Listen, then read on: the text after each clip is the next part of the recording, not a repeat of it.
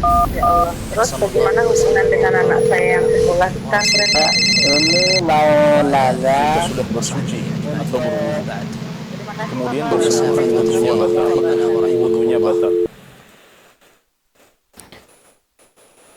Bismillah. Assalamualaikum warahmatullahi wabarakatuh. Alhamdulillahi wassalatu wassalamu ala rasulillah wa ala alihi wa sahbihi ajma'in, amma ba'd. Allahumma salli ala Muhammad wa ala ali Muhammad kama sallaita ala Ibrahim wa ala ali Ibrahim innaka Hamidum Majid.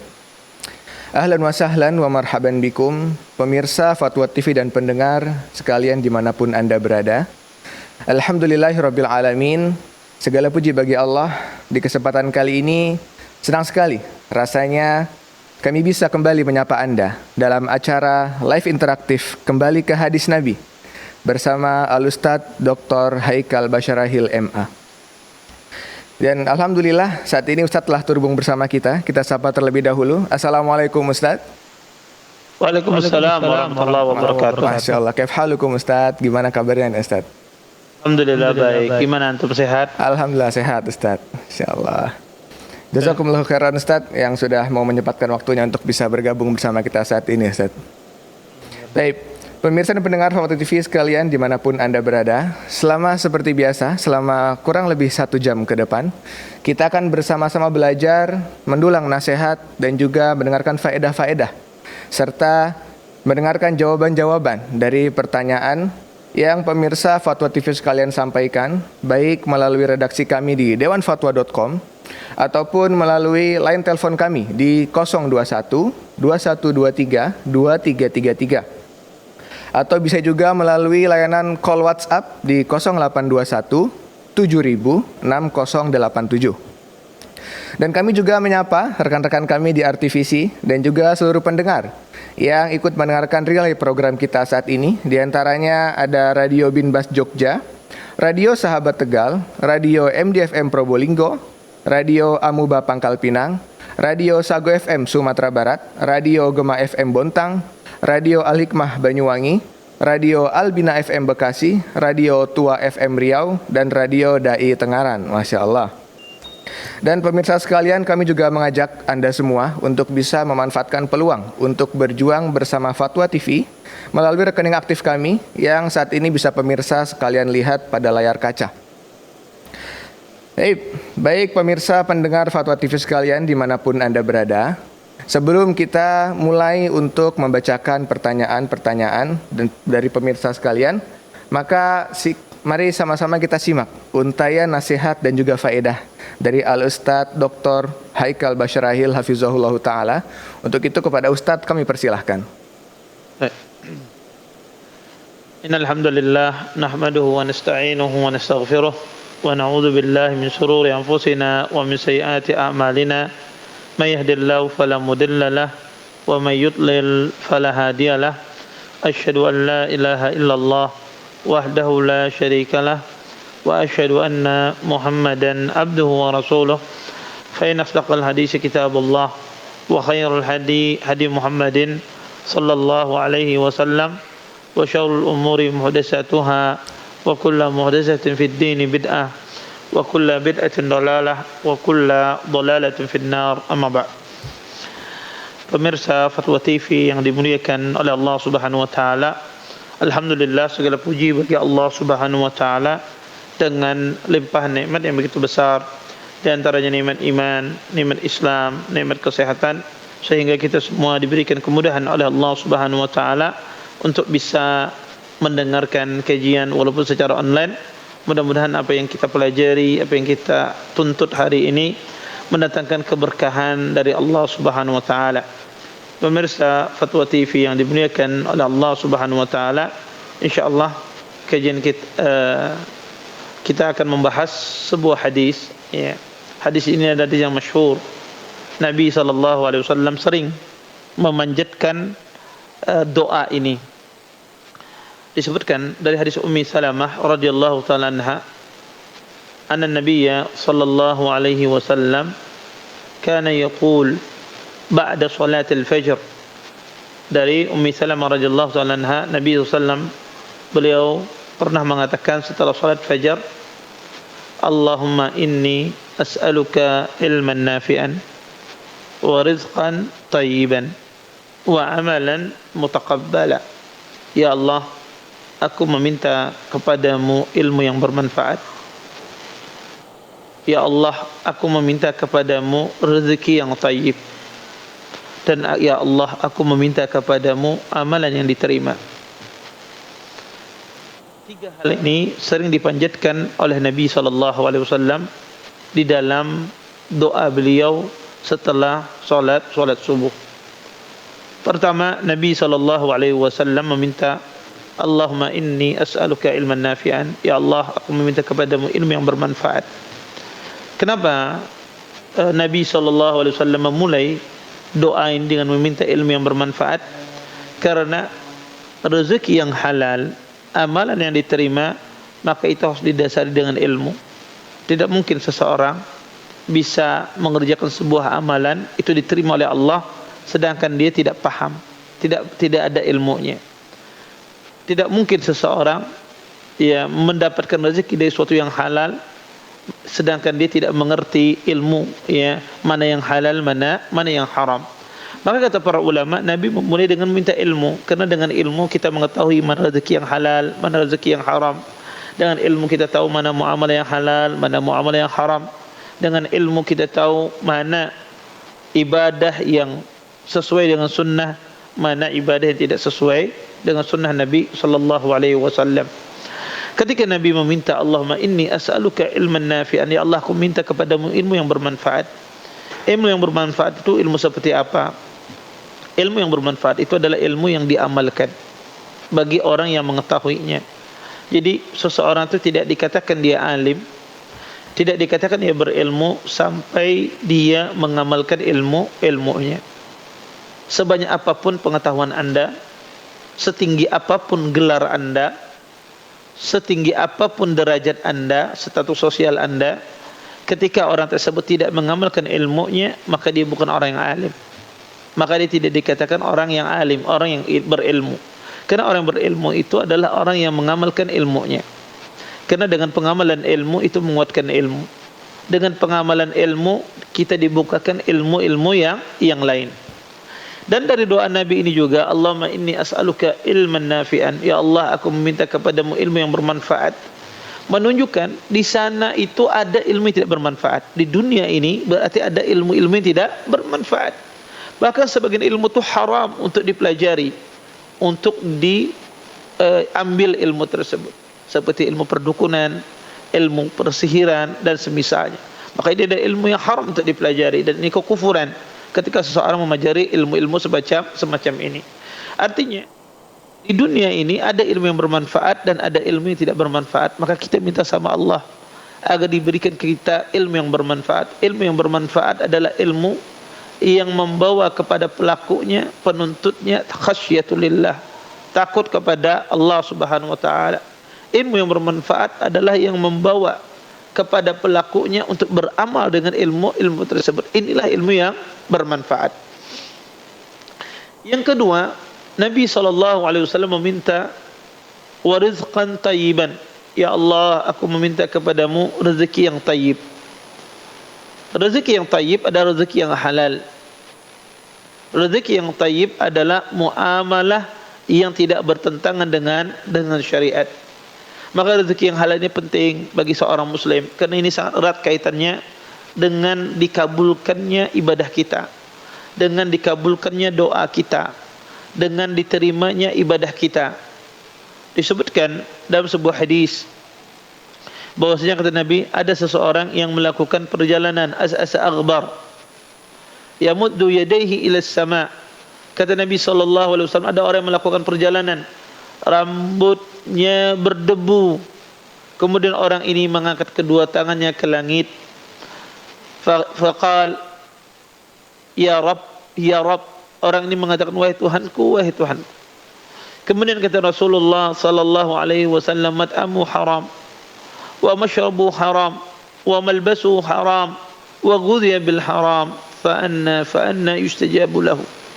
Kata Nabi SAW, orang ini makanannya haram, minumannya dari sesuatu yang haram, diberi gizi dari sesuatu yang haram, bagaimana mungkin doanya dikabulkan oleh Allah Subhanahu wa taala.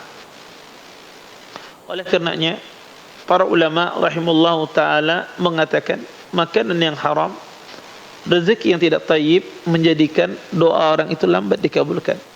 Bahkan menjadikan orang itu malas beribadah. Ya. Makanya ketika Allah mengatakan ya ayyuhar rasul kulu minat thayyibat wa'malu salihah. Kata Allah, wahai para rasul, makanlah kalian dengan makanan yang baik, wa'malu salihah, beramal salehlah kalian. Di sini Allah kaitkan makanan yang baik dengan beramal saleh. Kenapa? Karena makanan yang baik menjadikan kita beramal saleh. Makanan yang haram, makanan yang tidak tayyib menjadikan kita malas beribadah kepada Allah Subhanahu wa taala. Kemudian terakhir di antara doa Nabi adalah wa amalan mutaqabbala, yaitu amalan yang diterima oleh Allah Subhanahu wa taala. Maka penting seseorang berdoa kepada Allah agar amalannya diterima oleh Allah Subhanahu wa taala. Bagaimana caranya amal kita diterima? Maka kita harus melakukan dua hal. Pertama, amalan itu diterima oleh Allah ketika kita peruntukkan hanya untuk Allah, tidak diperuntukkan untuk yang lainnya, mengikhlaskan ibadah hanya untuk Allah Subhanahu wa taala. Kemudian yang kedua, agar amalan itu diterima oleh Allah Subhanahu wa taala, maka harus sesuai dengan apa yang dicontohkan oleh Nabi sallallahu alaihi wasallam. Tidak boleh kita beribadah tidak sesuai dengan apa yang dicontohkan oleh Nabi, atau menambah-nambahkan sesuatu yang tidak pernah dilakukan oleh Rasulullah sallallahu alaihi wasallam, atau mengurang-urangkan sesuatu yang tidak pernah dikurangi oleh Nabi sallallahu alaihi wasallam. Maka kalau ibadah kita sesuai dengan apa yang dicontohkan oleh Nabi, maka insyaallah ibadah itu diterima. Tapi kalau ibadah kita tidak sesuai, maka ibadah itu akan ditolak. Sebagaimana hadis Nabi sallallahu alaihi wasallam, man amila amalan laisa alaihi amruna fahuwa raddun. Kata Rasulullah, barang siapa beramal sebuah amalan yang bukan dari kami, maka amalan tersebut tertolak. Maka kalau anda ingin amal anda diterima oleh Allah, maka lakukan dua hal ini: ikhlas dalam beribadah, dan amal tersebut harus sesuai dengan apa yang dicontohkan oleh Nabi, sesuai dengan tuntunan Rasulullah sallallahu alaihi wasallam. Maka dengan itu insyaallah amalan seseorang akan diterima oleh Allah Subhanahu wa taala. Maka ini di antara tiga permintaan Nabi yang beliau panjatkan ketika di waktu pagi hari. Mudah-mudahan kita selalu mengamalkan hadis ini dan selalu kita bermunajat kepada Allah, minta kepada Allah. Salah satunya adalah tiga hal ini. Mudah-mudahan kita diberikan ilmu yang bermanfaat, rezeki yang tayyib, dan amalan yang diterima oleh Allah Subhanahu wa taala. Mungkin ini yang bisa saya sampaikan. Saya kembalikan kepada pembawa acara di studio. Baik Ustaz, barakallahu fikum Ustaz, wa jazakumullahu khairan atas pemaparan dan penyampaian nasihatnya. Berarti dari hadis tadi kita bisa ambil kesimpulan bahwasanya tiga hal ini itu tidak bisa terpisahkan Ustaz dalam satu doa Ustaz ya. Karena sekarang bisa kita lihat di masyarakat, mungkin ada yang berpikir nggak apa-apa lah, nggak berilmu, yang penting makanannya halal, atau yang penting saya beramal gitu Ustaz ya. Betul. Baik. Betul, nggak bisa dipisahkan, karena makanan yang halal, ilmu, amalan yang diterima harus didasari dengan ilmu. Baik Ustaz, barakallahu fikum Ustaz atas pemaparannya. Semoga bisa menjadi pelajaran untuk kita semua Ustaz. Mohon izin Ustaz, ini ada penelpon pertama Ustaz dari Ibu Iis di Bandung. Untuk itu kepada Bu Iis kami persilakan. Fatwa TV. Assalamualaikum. Waalaikumsalam warahmatullahi wabarakatuh. Silahkan Ibu pertanyaannya. Izin bertanya Ustaz. Ya, silakan. Ya, Kalau silakan, ketika ada yang meninggal, gimana Ibu? Mohon diulang. keluarganya itu untuk meminta dibacakan ayat suci Al-Quran selama 7 hari 7 malam di tempat bekas meninggalnya itu orang, dan kadang-kadang di atas kuburannya sampai 7 hari 7 malam, terus dengan orang yang bergiliran, misal berapa orang gitu, dan Masya Allah itu bayarannya mahal banget gitu ya. Itu gimana ya menurut sunnah hukumnya? Syukran, jazakallah khairan. Assalamualaikum warahmatullahi wabarakatuh. Waalaikumsalam warahmatullahi wabarakatuh. Terima kasih Bu Is pertanyaannya. Tafadhol Ustaz, silakan dijawab. Ya. Jazakillah khairan atas pertanyaannya. Beliau menanyakan, adakah sunnahnya seseorang ketika dia meninggal dibacakan di tempat dia meninggal atau di atas kuburannya selama 7 hari 7 malam? Adakah tuntunannya? Karena kata beliau di sisi lain juga ini memberatkan karena bayarannya begitu mahal. Pertama, sunnahnya seseorang ketika dia meninggal, maka ketika dikuburkan kita memintakan ampun. Kata Nabi SAW, istaghfiru li akhikum was'alu lahu tasbit fa innahu al'ana yus'al. Kata Nabi SAW, mintakan ampun untuk saudara kalian dan mintakan tasbit, kekokohan, kemantapan hati untuknya, karena saat ini dia sedang ditanya. Fa innahu al'ana yus'al. Sesungguhnya saat ini dia akan ditanya. Maka sunnahnya adalah ketika kita menguburkan seseorang, kita mendoakannya, memintakan ampun untuknya. Maka cukup itu saja. Adapun membacakan Al-Quran di kuburan ataukah di tempat mayit, maka ini tidak ada dasarnya, tidak ada contohnya, dan tidak ada dalilnya. Bahkan zahir hadis melarang seseorang itu membaca Quran di kuburan. Nabi SAW mengatakan, la taj'alu buyutakum maqabir. Kata Nabi, jangan jadikan rumah kalian seperti kuburan. Kenapa? Karena kata Nabi, rumah yang tidak dibacakan Al-Quran itu seperti kuburan. Ini menunjukkan bahwa kuburan itu tidak dibacakan Al-Quran. Karena Nabi memisahkan rumah yang tidak dibacakan Al-Quran itu seperti kuburan. Ini menunjukkan bahwasanya membaca Quran di kuburan itu tidak boleh. Oleh karena itu tidak ada di kalangan para sahabat itu membaca Al-Quran di kuburan, dan juga tidak ada di kalangan tabi'in membaca Quran di kuburan. Yang ada adalah orang-orang belakangan yang datang. Oleh karenanya wallahu a'lam, ya, kalau ditanya apakah ada dalilnya, tidak ada dalilnya. Apakah disunnahkan? Tidak disunnahkan. Sahabat banyak yang meninggal, tabi'in banyak yang meninggal, tidak ada satupun di antara mereka membaca Quran di kuburan. Dan juga ini memberatkan bagi orang yang meninggal, sudah dia berpisah dengan orang yang dicintai, dibebani dengan banyak biaya ketika si mayit itu meninggal. Tentu ini menyedihkan. Ya, fenomena semacam ini menyedihkan. Kasihan keluarga mayit tersebut, sudah ditimpa kesedihan, ditimpa lagi kesedihan yang lain. Wallahu a'lam. Baik Ustaz, barakallahu fikum Ustaz, jazakumullah khairan atas jawabannya. Semoga bisa dipahami sama Ibu Is tadi di Bandung ya. Baik Ustaz, penelpon kedua ini Ustaz, ada Bapak Kadan di Cianjur. Silahkan Bapak. Fatwa TV, assalamualaikum. Halo Bapak Kadan. Assalamualaikum. Waalaikumsalam warahmatullahi wabarakatuh. Baik Bapak, silahkan satu pertanyaannya Bapak. Ya Ustaz. Assalamualaikum Pak Ustaz, izin bertanya. Saya pernah berangkat safar dengan kadang-kadang pernah sempat juga dengan ibu saya, pernah juga dengan kakak perempuan saya Ustaz. Ketika sholat di tempat bersinggah itu kan tempat sholatnya itu sempit, jadi tidak muat untuk 2 sop, jadi cuma 1 sop, cuman ke sampingnya itu muat untuk 2 orang Ustaz ataupun 3 orang. Ketika saya sholat, saya kan sholat duluan, jadi tidak masuk berjamaah Ustaz. Kemudian di tengah-tengah sholat, ibu saya ataupun saudara perempuan saya itu sholat di samping saya, di sebelah saya Ustaz, jadi sejajar dengan saya Ustaz. Apakah diperbolehkan sholat sejajar dengan perempuan Ustaz? Baik. Beliau berjamaah dengan Anda? Beliau berjamaah tidak? Sholat sendiri juga? Enggak, sholat sendiri Ustaz. Oh ya. Iya. Ya, syukur Ustaz. Jazakumullah khair. Assalamualaikum warahmatullahi wabarakatuh. Waalaikumsalam warahmatullahi wabarakatuh. Terima kasih Bapak Kadan atas pertanyaannya. Fadhal Ustaz jawabannya. Ya.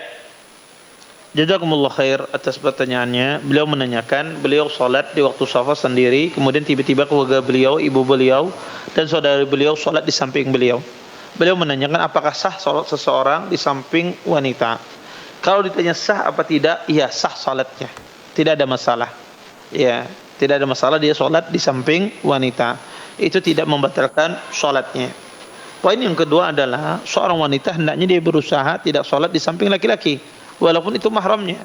Maka dia berusaha sholat di belakang, kecuali kondisi darurat tadi, tempatnya nggak muat lagi, ya. cuma yang tersisa di samping saudaranya, maka tidak ada masalah. Karena itu sama-sama mahram, dia tidak mengapa. Karena sholat sendiri di sampingnya wanita, yang mana itu mahramnya masing-masing sholat sendiri, maka tidak ada masalah sebetulnya. Tetapi abdalnya adalah mereka di tempat khusus kaum wanita. Kecuali tadi tempatnya penuh atau tidak ada lagi, ya, maka insya Allah tidak mengapa. Yang dilarang itu adalah ketika salat berjamaah di samping kita adalah wanita ikut berjamaah bersama kita. Ini dilarang karena safwanya wanita itu di belakang. Dan juga yang dilarang adalah ketika kita salat sendiri, misalnya di samping kita wanita yang bukan mahram kita. Ini dilarang karena wanita bukan mahram itu fitnah bagi laki-laki. Adapun mahram dia, ibunya, saudarinya, salat di sampingnya, ini sebetulnya tidak masalah kalau sholat sendiri karena asalnya mereka berdua mahram. Tetapi abdalnya dicari tempat yang khusus bagi kaum wanita sehingga nanti tidak mengganggu yang lain. Wallahu a'lam. Baik Ustaz, barakallahu fikum, jazakumullah khairan Ustaz atas jawabannya. Baik, pertanyaan berikutnya Ustaz, penelpon ketiga kita hari ini ada Abu Haris di Jakarta. Fatwa TV, assalamualaikum. Assalamualaikum, halo. Waalaikumsalam warahmatullahi wabarakatuh. Baik Bapak, silakan satu pertanyaannya Bapak untuk Ustadz. Halo Bapak, Assalamualaikum Ustadz. Iya, bisa mendengar suara saya Bapak? Waalaikumsalam warahmatullahi wabarakatuh. Ya bisa. Baik, fadhol Bapak, silahkan pertanyaannya. Mau bertanya tentang salat tasbih Ustadz. Hukum salat tasbih. Baik, salat tasbih. Silakan Bapak.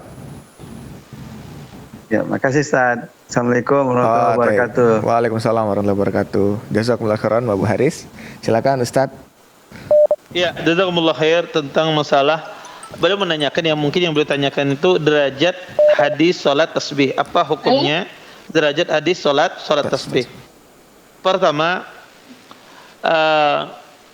Bapak Ibu ikhwan dan akhwat yang dimuliakan oleh Allah Subhanahu wa taala, pemirsa Fatwa TV yang dimuliakan oleh Allah Subhanahu wa taala, salat tasbih ini para ulama rahimallahu taala berselisih dulu dari sisi derajat hadisnya.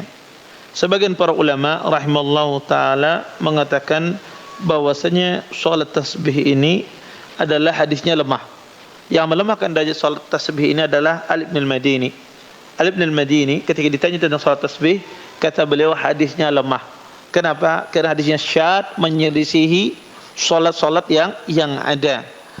Walaupun ada sebagian ahlul ilm menghasankan hadis salat tasbih karena jalurnya yang begitu banyak. Asalnya salat tasbih ini dikeluarkan oleh Imam Abi Daud di dalam kitab sunannya.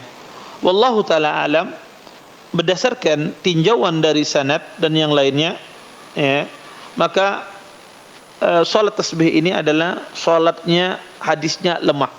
Sebagaimana dikatakan oleh Imam Ahmad, pernah ditanya tentang salat tasbih, kata beliau mayu'jibuni. Kata Imam Ahmad, hal itu tidak menjadikan aku terheran-heran, kata beliau. Kenapa? Qila lahu lima. Ditanya kepada Imam Ahmad, kenapa mayu'jibuka? Kenapa yang menyebabkan kamu tidak tidak tertarik dengan salat tasbih ini? Kata beliau, laisa fiha syai'un yasih. Tidak ada hadis yang sahih di dalam salat tasbih. Oleh karenanya, kalau ditanya kepada saya pribadi, saya condong kepada pendapat yang melemahkan derajat hadis salat tasbih. Ketika hadisnya lemah, maka berarti tidak dilaksanakan. Karena asalnya ibadah itu harus berdasarkan dalil. Ketika ibadah itu dalilnya lemah, maka ibadah tersebut tidak disyariatkan. Wallahu a'lam. Baik Ustaz, barakallahu fikum Ustaz, jazakumullah khairan atas jawabannya. Semoga bisa dipahami oleh Bapak Abu Haris tadi ya. Baik, kembali terhubung bersama kita penanya selanjutnya Ustaz. Ada Umu Yodi di Pekanbaru. Silahkan Umu Yodi, Fatwa TV, assalamualaikum. Waalaikumsalam warahmatullahi wabarakatuh. Iya, silakan Umu Yodi, satu pertanyaannya. Iya, assalamualaikum Ustaz. Waalaikumsalam. Waalaikumsalam warahmatullahi wabarakatuh. Izin melanjutkan pertanyaan dari member WhatsApp Jirosa Ustaz. Begini Ustaz, teman Ana mau pinjam uang, Ana mau bantu insya Allah, tapi lewat Mas Antam kalau pas teman waktu gantiin emas antam itu, harga antam naik, apakah itu riba Ustaz? Karena tidak dipinjamkan uang. Karena untuk kebutuhan kami, uang itu hanya cukup untuk kebutuhan kami. Sedangkan antam itu tabungan kami yang bisa kami pinjamkan. Begitu Ustaz. Baik. Jadi dia pinjam emas, salam. Iya Ustaz. Jadi dia pinjam emas antam, kemudian ketika emasnya itu naik, dia bayarnya naik gitu ya, berlebih gitu dengan uang. Iya. Bayarnya dengan uang, bukan dengan emas. Dengan emas juga, Ustaz. Taib. Yang ditanyakan? Ya, apakah itu tidak riba? Karena dulu waktu dia beli mungkin emasnya cuma 10. Murah. Waktu yang ganti ini udah 20 gitu, Ustaz. Ya, oke. Baik. Taib. Ya. Terima kasih Ibu Umu Yodi atas pertanyaannya. Assalamualaikum. Waalaikumsalam warahmatullahi wabarakatuh. Fadal Ustaz. Mohon jawabannya. Jazakallahu khairan atas pertanyaannya. Pertama, emas itu adalah komoditi riba. Barang yang berlaku padanya hukum riba. Kita perlu pahami bahwasanya emas itu adalah dari harta yang berlaku padanya komoditi riba. Ya, berlaku padanya komoditi riba. Sehingga ya harus diperhatikan emas itu cara pembayarannya dan cara pembeliannya. Ketika ada saudara kita berhutang emas, kemudian peristiwanya ini 10 tahun yang silam. Dia berhutang emas yang jumlahnya 100 gram misalnya. Kemudian setelah 10 tahun yang silam dia mengganti dengan emas juga 100 gram. Yang mana harga emas dahulu lebih murah daripada harga emas sekarang. Apakah ini termasuk riba? Jawabannya tidak. Dan itulah yang benar. Emas diganti dengan emas. Kalau emas Anda ganti dengan uang, terjadi jual beli. Ini bukan bayar utang, tapi terjadi jual beli. Maka tidak boleh. Emas dengan uang itu salah satunya terlambat. Maka yang dilakukan tadi betul sudah. Dia berhutang emas, kemudian dia bayar emas. Walaupun harga emas sekarang ini mahal. Itu emasnya tetap saja. Sebetulnya emasnya tidak berubah. 100 gram ya 100 gram dia ganti. Yang berkurang adalah nilai uang. Nilai uang. Maka di sini tidak riba. Di sini tidak riba. Dan itu yang benar. Itu yang syar'i. Utang emas bayar emas. Tidak boleh utang emas dibayar uang. Kalau utang emas bayar uang jadinya riba. Tapi utang emas dibayar emas, walaupun utang ini sudah kejadian yang lama, tetap harus dibayar emas. Kalau dibayar selain emas, maka dia menjadi riba. Wallahu a'lam. Baik Ustaz, jazakumullah khairan Ustaz atas jawabannya. Baik, kembali terhubung bersama kita. Penelpon berikutnya Ustaz, ada Ibu Nadia di Tangerang. Silahkan Ibu, Fatwa TV. Assalamualaikum. Bagaimana hukumnya jika mengikuti kursus privat? Contohnya waktu itu saya wanita mengikuti kursus mengemudi, gurunya laki-laki. Dan kalau hukumnya saya yang sebagai pengajar, saya mengajar bahasa asing, namun muridnya laki-laki dewasa, hukumnya bagaimana Ustaz? Tatap muka. Baik. Kalau tatap muka bagaimana hukumnya? Kalau mengajarnya online bagaimana hukumnya? Baik Ibu Nadia, terima kasih jazakumullah khairan atas pertanyaannya. Baik Ustadz, mohon jawabannya Ustadz. Ya, jazakallah khairan atas pertanyaannya. Ada 2 pertanyaan yang beliau tanyakan tadi ya. Secara aturan nggak boleh 2 pertanyaannya, 1 aja ya. Taib. Yang pertama adalah hukum beliau mengemudi ya, dengan belajar mengemudi yang pengajarnya adalah laki-laki. Bagaimana hukumnya? Jawabannya tidak boleh. Nabi mengatakan la yakhluwanna rajulun bimra'atin, tidak boleh seseorang wanita berkhalwat dengan laki-laki. Maka kalau laki-laki itu bukan mahramnya yang mengajari dia, maka itu tidak boleh. Ya, tidak boleh dia berduaan. Terus gimana? Maka carilah yang mengajari dia yang perempuan. Baik pemirsa sekalian, kita kembali mencoba terhubung kembali dengan Ustadz. Baik, sembari menunggu akan kami bacakan ya, lanjutkan jadwal siaran kita. Di hari Selasa jam 10 kita akan live bersama Ustadz Dr. Iqbal Gunawan. Kemudian di jam 4 sore Kita akan live juga bersama Ustadz Nafizinuddin LC. Siap Ustadz. Baik, terhubung kembali Ustadz ya. Oke. Ya, ya. Ustadz, silakan Ustadz Tadi lanjutkan. gangguan sinyal. Ustadz, barakallahu fikum. Tadi saya ulangi, mengemudi dengan wanita, laki-laki dengan wanita, diajari laki-laki mengajar wanita mengemudi itu tidak boleh. Berdasarkan hadis Nabi SAW, la yakhluwanna rajulun bimra'atin. Tidak boleh seorang laki-laki berkhalwat berduaan dengan wanita. Maka itu tidak boleh. Iya. Terus gimana solusinya? Solusinya adalah seseorang kedengaran suara saya? Kedengaran Ustaz, masih kedengaran. Solusinya adalah seseorang dengan mahramnya, atau dia diajari dengan wanita yang lain yang bisa menyetir, mengendarai, maka itu yang mengajari dia. Adapun kalau ada laki-laki yang bukan mahramnya mengajari dia, maka itu tidak boleh. Karena banyak wanita-wanita di luar sana yang bisa mengajari mengemudi. Karena pada asalnya kita tidak boleh berduaan dengan laki-laki. Kemudian soal yang kedua adalah bagaimana hukumnya mengajar orang dewasa. Bagaimana hukumnya seorang wanita. Maka kalau tatap muka secara langsung itu tidak boleh. Tatap muka secara langsung itu tidak boleh. Kenapa? Karena laki-laki melihat wanita. Tetapi kalau di belakang hijab itu insya Allah tidak masalah. Di belakang hijab itu tidak mengapa. Tapi abdalnya yang mengajari laki-laki hendaklah para laki-laki juga. Dan hendaknya wanita itu hanya mengajar kaum wanita saja, tidak mengajari laki-laki. Tetapi kalau ada kondisi tertentu misalnya, maka tidak ada masalah dia mengajari di belakang hijab. Sebagaimana para sahabat belajar dengan Aisyah di belakang hijab. Tetapi kalau tidak ada hijab semacam itu, semacam itu, maka tidak boleh, karena laki-laki akan melihat wanita, dan kaum laki-laki disuruh untuk menundukkan pandangannya bagi kaum wanita. Termasuk juga online. Kalau online-nya dia buka kamera, dilihat wajahnya oleh kaum laki-laki, maka ini tidak tepat. Maka hendaklah dia mematikan kamera atau tidak ditampakkan wajahnya. Karena ini untuk menghindari fitnah dan menutup saddu zara'i, menutup pintu fitnah.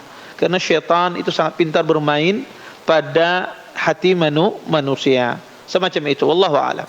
Baik Ustaz, barakallahu fikum Ustaz, jazakumullah khairan atas jawabannya. Kembali terhubung bersama kita Ustaz, penelpon berikutnya ada Ibu Yanti di Sumatera Barat. Silahkan Ibu, Fatwa TV, assalamualaikum. Satu pertanyaan Ibu ya. Assalamualaikum. Fatwa TV, assalamualaikum. Waalaikumsalam warahmatullahi wabarakatuh. Baik, silahkan Ibu pertanyaannya. Wabarakatuh. Waalaikumsalam warahmatullahi wabarakatuh. Assalamualaikum Ustaz. Waalaikumsalam. Silahkan Ibu pertanyaannya. Bertanya Ustaz. Ya, apakah silakan, boleh Ibu membaca doa i'tidal seperti Rabbana lakal hamd dibaca lebih dari satu kali Ustaz? Jazakallah khair. Assalamualaikum warahmatullahi wabarakatuh. Waalaikumsalam warahmatullahi wabarakatuh. Terima kasih Bu atas pertanyaannya. Mohon dijawab Ustaz. Jawabannya boleh. Seseorang membaca Rabbana lakal hamd lebih dari satu kali. Tidak masalah. 2, 3, 4, 5 tidak ada masalah. Dan boleh juga mengatakan Rabbana lakal hamd atau Rabbana walakal hamd, atau dia mengatakan Allahumma Rabbana lakal hamd atau Allahumma Rabbana walakal hamd. Ada 4 siap, 4 model bacaan membaca Rabbana lakal hamd. Boleh dibaca sekali, 2 kali, 3 kali dan seterusnya. Tetapi harus diingat, kalau kita salat sendiri, maka i'tidal itu adalah rukun yang disingkatkan. Jadi 2 rukun yang disuruh untuk dipendekkan, tidak dipanjangkan, i'tidal dan duduk di antara 2 sujud. I'tidal dan duduk di antara 2 sujud ada 2 rukun yang disingkatkan. Maka sunnahnya adalah tidak berdiri lama di waktu i'tidal dan tidak duduk lama di antara duduk 2 sujud. Dia ada rukun yang pendek. Makanya dicukupkan hanya 1 kali saja, Rabbana lakal hamd. Tapi kalau kondisinya kita berjamaah, imamnya lama membacanya, berdirinya lama membacanya misalnya, maka di dalam salat itu tidak ada nganggur di dalam bacaan, maka salat itu diisi dengan bacaan. Maka ketika imamnya lama i'tidalnya, maka Anda membaca Rabbana lakal hamd, Anda ulang-ulangi sampai imamnya sujud semacam itu. Wallahu a'lam. Baik Ustaz, jazakumullah khairan Ustaz atas jawabannya, semoga bisa dipahami oleh Ibu Yanti tadi ya. Baik Ustaz, pertanyaan berikutnya nih Ustaz, dari Ibu Nurhayati di Sumatera Utara. Pertanyaannya, Assalamualaikum Ustaz, apa hukumnya bila ada orang yang meninggal kemudian kita mengirim sholat hadiah pada malam pertama tadi Ustaz? Apakah itu ada perintahnya atau tidak Ustaz? Mohon jawabannya Ustaz, barakallahu fikum. Ya, jazakallah khairan atas pertanyaannya. Tentang masalah boleh tidak mengirim pahala bacaan kepada orang yang meninggal. Iya, baik Ustaz. Ini perlu dirinci, ya. Ini perlu dirinci. Perinciannya adalah memberikan hadiah amalan kepada orang yang meninggal itu tidak semuanya tertolak, tidak semuanya diperbolehkan. Ada yang dibolehkan, ada yang tidak. Saya akan menyebutkan amal ibadah itu ya terbagi dengan berbagai macam. Pertama, ulama sepakat seseorang mendoakan saudaranya sesama muslim sampai doa itu kepada kaum muslimin yang sudah meninggal. Doa, Anda mendoakan ampunan kepadanya, doa itu bermanfaat bagi saudara Anda dan sampai. Yang kedua, ulama sepakat menghadiahkan iman itu tidak sampai, tidak boleh. Menghadiahkan iman itu tidak boleh. Seseorang misalnya ada mati kafir, kemudian dia mengatakan saya hadiahkan iman untuknya agar dia masuk Islam, makanya tidak boleh. Ulama sepakat ini tidak benar. Kemudian yang ketiga, ulama sepakat juga tidak boleh menghadiahkan salat. Salat itu tidak boleh dihadiahkan. Misalnya ada orang tidak salat bertahun-tahun, saya salat kemudian saya hadiahkan untuk dia. Yang keempat, ulama sepakat ibadah maliyah itu sampai kepada si mayit, seperti sedekah, ibadah yang berupa harta itu sampai kepada si mayit. Ya, seperti bersedekah Anda niatkan untuk tetangga Anda, untuk orang tua Anda, itu sampai kepada si mayit. Tidak ada khilaf di kalangan para ulama. Kemudian yang kelima, terjadi khilaf di kalangan para ulama tentang masalah ibadah badaniyah yang sifatnya fisik. Apakah itu sampai? Yang rajih tidak sampai. Seperti menghadiahkan bacaan Quran kepada si mayit, maka ini tidak sampai. Kenapa tidak sampai? Karena tidak ada contohnya. Tidak ada dalilnya yang mengatakan itu sampai. Maka asalnya ibadah itu tidak boleh.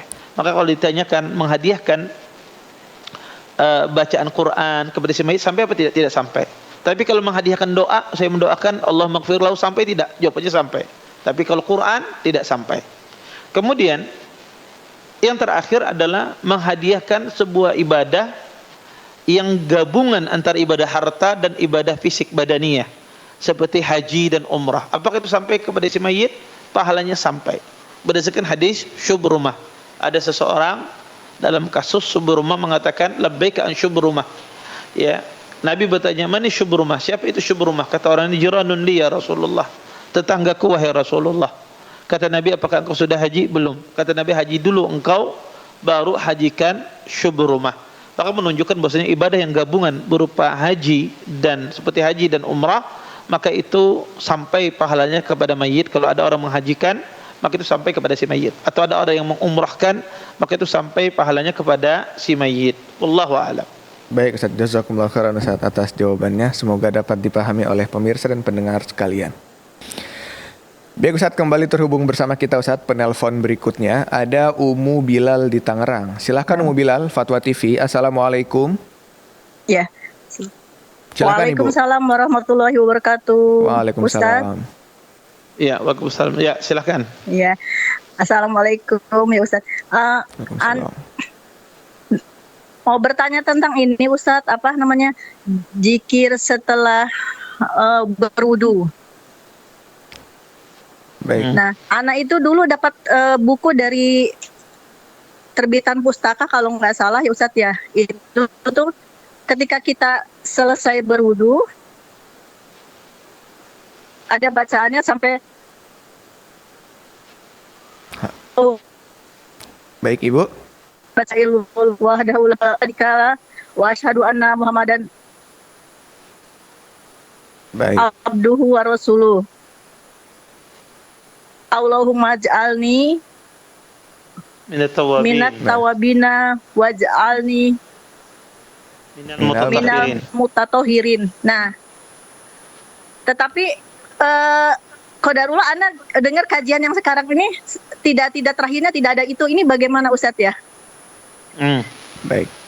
Baik. Kalau Ya, maj'alnya Baik. tidak ada gitu. Cukup Ibu ya? Ya. Baik, Ibu. Terima Nah. kasih atas pertanyaannya, Ibu. Boleh yang kedua, Ustadz? Boleh, silakan. Silakan enggak apa-apa. Boleh. Nah, Ustadz, begini, terkait dengan hukum safar untuk akhwat. Nah, jika kita misalnya dari Sumatera mau safar ke Semarang. Nah, ini anak kan ditemenin dengan mahram. Ya Ustadz ya, karena nah qadarullah ketika ada perjalanan selanjutnya yang kira-kira ada 2 jaman atau sampai 5 jaman, itu lanjut ke kota lain, misalnya ke kota Surabaya, anak tidak ditemani mahram. Nah itu bagaimana Ustadz? Jadi untuk perjalanan lanjutannya anak tidak ditemani mahram, itu hukumnya bagaimana? Baik Ibu, cukup Ibu ya. Itu aja Ustadz ya, syukron. Baik Ibu. Naam, Baik. jazakallah khair. Assalamualaikum warahmatullahi wabarakatuh. Waalaikumsalam warahmatullahi wabarakatuh. Jazakumullah khairan Ibu atas pertanyaannya. Baik Ustadz, ada 2 pertanyaan Ustadz. Mohon dijawab Ustadz. Ya. Pertama tentang doa selepas wudu ya, selesai berwudu. Yang doanya benar adalah cuma syahadatain saja. Asyhadu an la ilaha illallah wa asyhadu anna Muhammadan abduhu wa rasuluh. Cuma ini saja yang benar. Atau wa asyhadu anna Muhammadan Abdullahi wa rasuluh.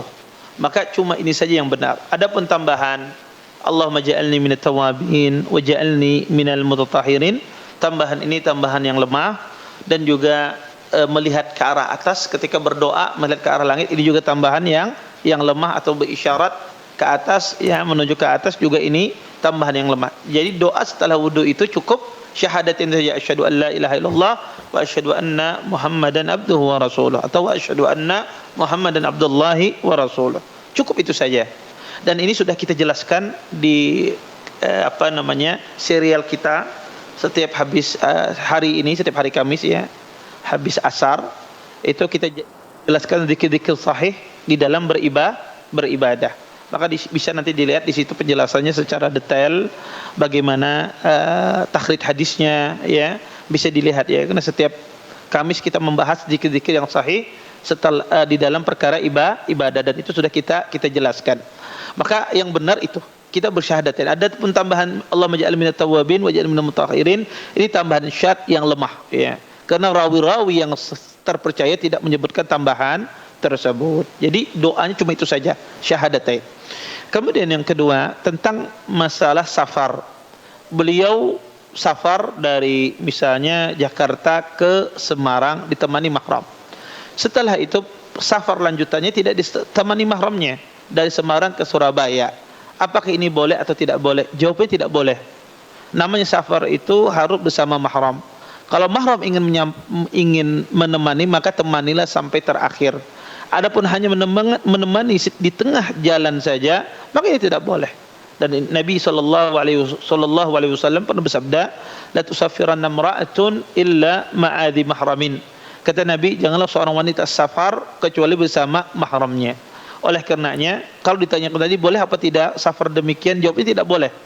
Karena Anda dianggap itu safar sendiri dari Semarang ke Surabaya. Anda dianggap safar sendiri dan ini tidak diperbolehkan. Terus gimana solusinya? Solusinya adalah cuma 2. Imma ya, Anda safar bersama mahram Anda ya sampai di tempat terakhir, atau Anda tidak jadi safar. Karena ya tidak diperbolehkan untuk safar ya, kecuali bersama mahram ya. Safar tanpa mahram itu diperbolehkan kalau dalam kondisi darurat. Apa itu kondisi darurat? Misalnya ada gempa, atau Anda gempa bumi, atau terjadi peperangan, kemudian Anda keluar dari kota tersebut tanpa safar, itu diperbolehkan. Atau ketika seorang berobat, dia sakit parah, tidak ada yang menemani dia berobat di luar, di tempat dia tidak ada, dia harus safar ke luar negeri misalnya, karena di situ ada dokternya yang baik, rumah sakitnya yang bagus, di tempat dia tidak ada, maka ini boleh. Adapun tidak dalam kondisi darurat, tidak diperkenankan wanita itu safar kecuali bersama mahramnya. Wallahu a'lam. Baik Ustaz, jazakumullah khairan Ustaz atas jawabannya. Semoga bisa dipahami oleh penanya kita.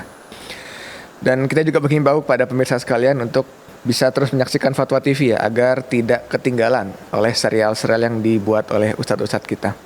Baik Ustadz, pertanyaan berikutnya Ustadz dari Mbak Ani di Depok Ustadz. Pertanyaannya, bolehkah seorang anak yang sudah mu'alaf dan sudah berhijab berziarah kubur ke orang tuanya yang non-muslim Ustadz, tapi melepas hijab? Baik Ustadz. Ya, jazakumullah khair atas pertanyaannya ya. Anak yang mu'allaf ya, kemudian ya anaknya ini mu'allaf masuk Islam, kemudian bapaknya itu atau orang tuanya itu mati dalam kondisi kufur ya. Bolehkah anak yang mu'allaf tersebut ziarah ke kuburan ayahnya dengan melepas hijabnya ya? Itu pertanyaan beliau. Maka pertama ya, secara asal ya seorang muslim ya tidak boleh ya, secara asal seorang muslim tidak boleh dia ya menziarahi kuburan orang musyrikin ya. Secara asal dia tidak boleh ya. Tetapi kalau seandainya dia menziarahi dalam rangka mengambil ibrah ya, dalam mengambil ibrah, maka tidak ada masalah ya. Jadi Anda datang mengunjungi kuburan seseorang yang mati bukan Islam untuk mengambil pelajaran, maka tidak ada masalah. Sebagaimana disebutkan dalam sebuah hadis dari hadis Abu Hurairah radhiyallahu taala anhu, "Zara an-nabiy sallallahu alaihi wasallam qabra ummi, fabaka wa abka man hawlahu." Sesungguhnya Nabi sallallahu alaihi wasallam mengunjungi kuburan ibunya, maka beliau menangis dan menangislah orang di sekitar Nabi sallallahu alaihi wasallam. Faqal ista'dantu rabbi fi an astaghfiru laha falam yu'dhan li. Saya minta ampun kepada Allah agar Allah mengampuni ibuku, dan Allah tidak mengizinkan. Wasta'dzantuhu fi an azura qabraha fa'adzina li. Dan saya minta izin untuk mengunjungi kuburannya ya, maka diizinkan kepadaku. Berdasarkan hadis ini kata para ulama, mengunjungi kuburan orang kafir dalam rangka mengambil ibrah pelajaran, maka tidak mengapa, sebagaimana Nabi SAW mengunjungi kuburan ibu beliau. Yang kedua, poin yang kedua adalah poin tentang masalah mengunjungi kuburannya dengan melepas hijab. Ini yang keliru. Maka tidak boleh dia lepas hijabnya, karena seorang muslimah tidak boleh melepas hijabnya, apalagi ke areal perkuburan. Maka tidak boleh kita melepas dia hijabnya, pakai hijabnya. Kalau dia berkunjung di sana dalam rangka untuk mengambil ibrah, maka tidak mengapa ya.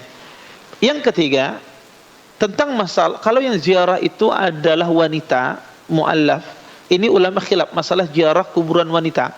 Ya, wanita itu boleh tidak ziarah kubur atau tidak? Terjadi khilaf di kalangan para ulama. Tidak hanya ke kuburan orang kafir saja, ke kuburan orang muslim wanita boleh apa tidak? Terjadi khilaf. Sebagian ulama melarang wanita itu ziarah kuburan. La'anallah zawaratil kubur. Sesungguhnya Allah melaknat orang wanita-wanita yang suka ziarah kuburan. Sebagian lagi membolehkan. Wallahu a'lam, saya condong kepada pendapat yang membolehkan wanita ziarah kubur, tapi dengan syarat. Tidak boleh niyahah, tidak boleh memukul-mukul, tidak boleh teriak-teriak, tidak boleh tabarruj, tidak boleh berdandan, tidak boleh menggunakan sesuatu yang memikat laki-laki, memakai wangi-wangian ya. Dia harus terhindar dari fitnah, tertutup auratnya.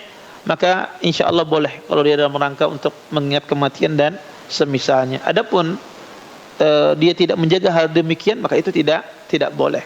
Maka berdasarkan ini ya, kalau dia ziarahnya dalam rangka mengambil pelajaran, dan dia ziarahnya menutup auratnya dia, dan ziarahnya dia tidak ya membuat fitnah kepada yang lain, maka insya Allah tidak mengapa. Wallahu a'lam. Baik Ustaz, jazakumullah khairan Ustaz atas jawabannya.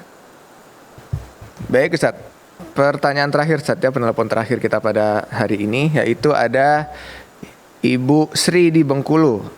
Silahkan Ibu. Assalamualaikum Fatwa TV. Siap, silahkan Ibu. Saya mau bertanya begini, kan waktu lagi lagi tawaf, terus tiba-tiba kan batal. Nah, terus kita kan berwudu hanya dengan pakai air zam-zam sedikit gitu. Nah, terus kita berwudu itu apa? Misalkan tangan, apa telinga itu, apa kita mesti buka? jilbabnya untuk atau tangannya itu apa cukup diusap jilbabnya aja dengan luar tangannya aja gitu. Baik Ibu. Baik, cukup Ibu ya. Baik, terima kasih cukup, Ibu Mas. atas pertanyaannya. Baik Ustaz, silahkan dijawab Ustaz. Barakallahu fikum. Ya, Jazakallah khairan atas pertanyaannya. Pertama ya, nasihat saya kalau orang itu musafir, seperti dia mau tawaf pas di Mekah apa macam, maka hendaknya dia memakai terompah kaos kaki. Dia memakai kaos kaki. Kenapa? Ya, niat mengusap khuf, mengusap terompah. Jadi nanti dari hotel itu berwudu dengan wudu sempurna pakai kaos kaki. Nanti kalau seandainya dia batal, nanti tinggal diusap kaos kaki. Karena berwudu ini yang paling susah itu adalah membasuh tangan dan membasuh kaki. Itu yang paling susah bagi wanita. Maka kalau ada wanita batal di saat dia tawaf dan semisalnya, apa yang harus dia lakukan? Dia membasuh mukanya, kemudian membasuh tangannya. Tangannya tidak boleh dari atas, ya. Tidak boleh di atas, harus dibasuh, ya, dibasuh, dibuka tangannya, dibasuh. Maka boleh dia dengan, kalau lebar dia boleh ngambil air kemudian dia masukkan tangannya di dalam jubahnya, ya. Kalau dia buka kelihatan orang, maka dia masukkan. Atau dia minta satu temannya untuk menjaga auratnya agar tidak dilihat oleh orang lain. Itu pertama. Kalau seandainya tadi berwudu di tempat tawaf karena ya keluar nggak bisa. Kemudian adapun mengusap kepala cukup dengan dia usap di atas jilbabnya, tidak perlu dia buka. Dia diusap di atas jilbabnya, kemudian dia usap juga di atas jilbabnya, telinganya, tidak perlu dia buka. Tidak perlu dia masukkan tangan, cukup di atas jilbabnya, itu diperbolehkan. Adapun kaki tadi cukup tadi diusap di atas kaos kaki. Kalau dia memakai khuf tadi, ya niat dari di hotel kaos kaki, nanti kalau batal saya ngusap di atas khuf. Niat semacam ini, nanti ketika dia batal cukup dia usap di atas kaos kakinya saja, tidak perlu dia buka. Tapi kalau seandainya tidak ada niat demikian, maka harus dia basuh kaos kaki tersebut, harus dia basuh kaki tersebut. Ya dia harus basuh, ya. Kalau kaki tersebut tidak cukup di atas kaos kaki kalau seandainya tidak ada niat mengusap khuf sebelumnya. Tapi kalau ada niat, maka cukup dia usap di atas kedua terompahnya, di atas kedua kakinya semacam itu. Jadi sebetulnya yang susah itu cuma tangan. Maka tangan itu bisa diakali, Anda ambil air, Anda siramkan ke dalam tangan Anda tanpa Anda perlu untuk menyingsingnya, bisa. Tapi tidak boleh disiram di atas, karena itu dikatakan mengusap, bukan membasuh, ya, semacam itu. Wallahu a'lam. Jazakumullah khairan Ustaz atas jawabannya. Dan itu tadi merupakan pertanyaan terakhir kita Ustaz pada perjumpaan kali ini Ustaz. Jazakumullah khairan atas jawaban-jawabannya. Dan semoga Allah berkahi ilmu dan waktu yang telah antum luangkan bersama kita pada kesempatan kali ini Ustaz. Baik pemirsa Fatwa TV dan pendengar sekalian dimanapun Anda berada, usai sudah perjumpaan kita pada live hari ini bersama Ustadz Dr. Haikal Basyrahil MA. Dan sebelum kami tutup, kami kembali mengajak kepada pemirsa dan pendengar sekalian untuk bisa berjuang bersama kami di Fatwa TV melalui rekening aktif kami seperti yang tertera pada layar pemirsa sekalian. Dan kami juga ucapkan terima kasih atas partisipasi pemirsa dan pendengar sekalian atas pertanyaan-pertanyaannya. Jangan lupa untuk terus saksikan program live interaktif Fatwa TV dari hari Senin sampai dengan hari Jumat. Dan kami ingatkan bahwa nanti sore jam 4 sore kita akan ada live interaktif lagi bersama Ustadz Dr. Sufyan bin Fuad Baswedan dengan judul Meneladani Akhlak Rasulullah. Dan kami mewakili seluruh kru yang bertugas pada kesempatan kali ini, pamit undur diri dari layar kaca dan ruang dengar Anda. Barakallahu fikum, Assalamualaikum warahmatullahi wabarakatuh. Ya Allah, terus bagaimana hubungan dengan anak saya yang sekolah pesantren? Ini mau nanya. Kita sudah bersuci atau berwudu.